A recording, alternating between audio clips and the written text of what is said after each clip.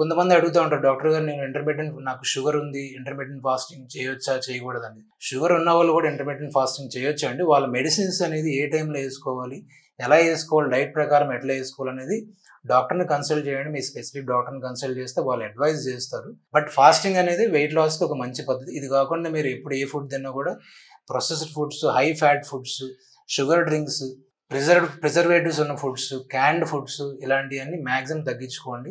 White rice ఎక్కువ 2 పూట్ల white rice తినే వాళ్ళు వైట్ రైస్ చాలా తక్కువ తీసుకోండి. ఎంత వైట్ రైస్ తక్కువ తీసుకుంటే అంత బెటర్. వైట్ రైస్ బదులు మీరు దుంపుడు బియ్యం కానీ, కొర్రలు కానీ, సామలు కానీ ఇలాంటి మీ డైట్ లో రిప్లేస్ చేసుకుంటే కూడా డయాబెటిక్ పేషెంట్స్ కూడా డైట్ పరంగా కూడా వెయిట్ లాస్ అనేది జరుగుతుంది. వెయిట్ లాస్ అయిపోతే మీ ఇన్సులిన్ రెసిస్టెన్స్ అనేది తగ్గడం వల్ల ఆటోమేటిక్గా మీ డయాబెటీస్ అనేది కంట్రోల్ అవుతుంది.